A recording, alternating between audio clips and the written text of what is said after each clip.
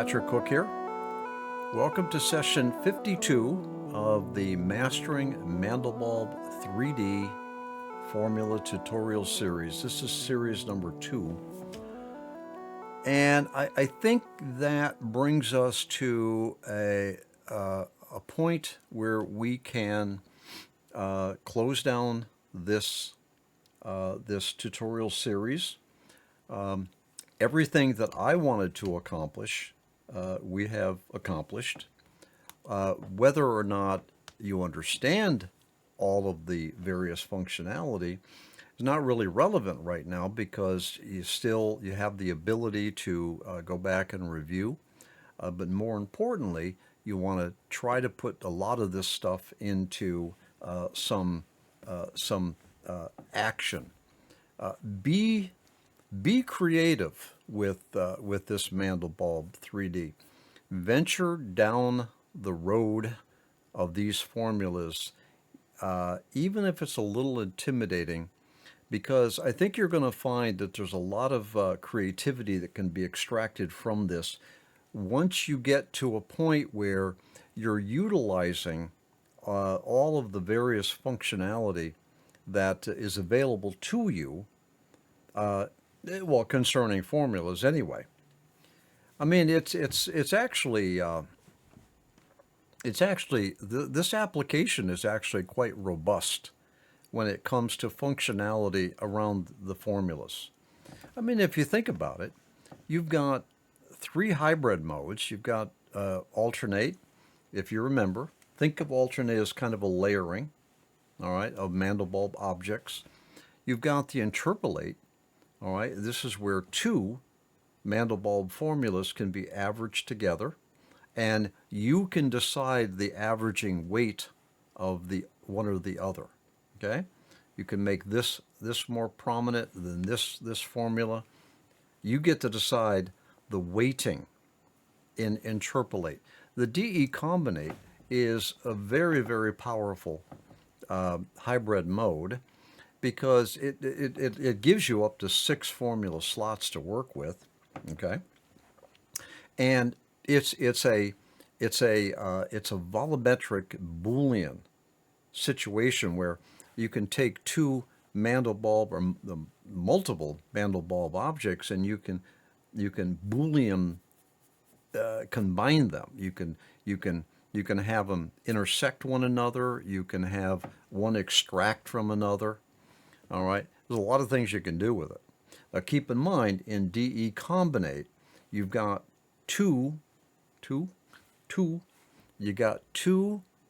formula sequences, and that sequence is going to be the 2 sequences. The dividing point is going to be decided by this value right here. All right, so if this value is 4, your first DEcombinate sequence is going to be formulas 1, 2, 3. Your second sequence is going to be 4, 5, and 6. Obviously, if those formula slots are not assigned, they're not part of the sequence. So the DEcombinate is a 2-sequence volumetric Boolean mathematical process, all right, to combine or mix your Mandelbulb objects. You do have the ability to modify with the DEcomb. You can modify just how these Boolean operators actually occur. DEcombinate is a very, very powerful functionality when it comes to your formulas.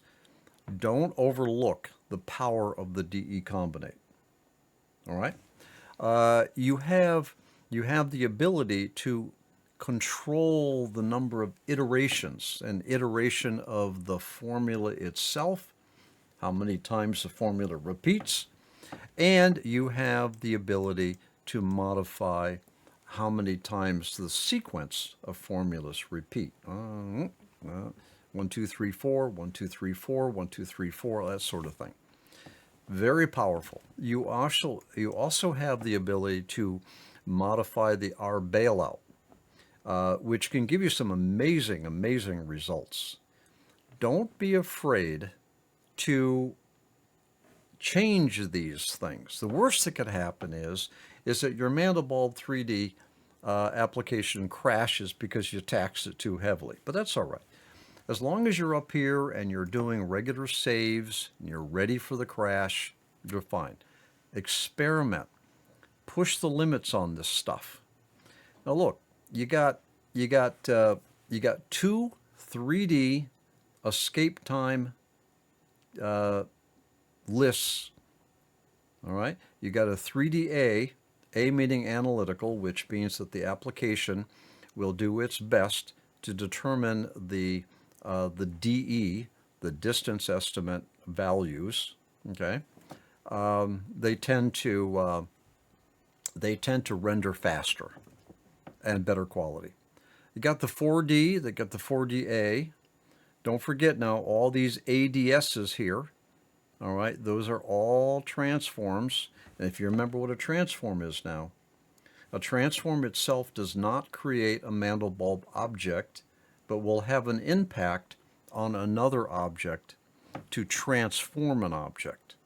All right, so you've got 3 drop-down list of transforms in the ADS category.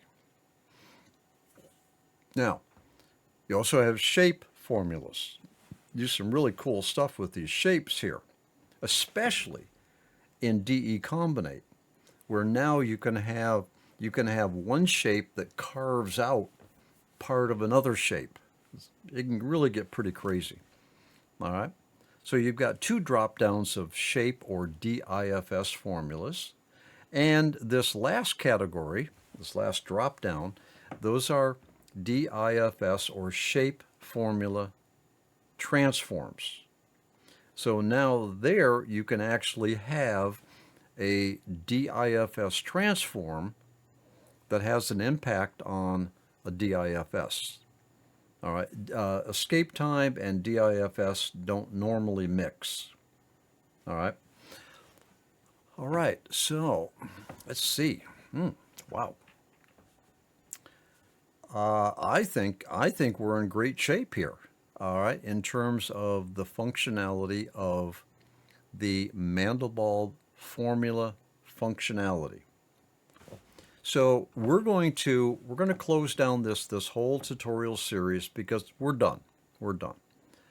But let me just take a minute or two and encourage you to push your limits on the utilization of the formula capabilities and functionality of the Mandelbulb 3D application.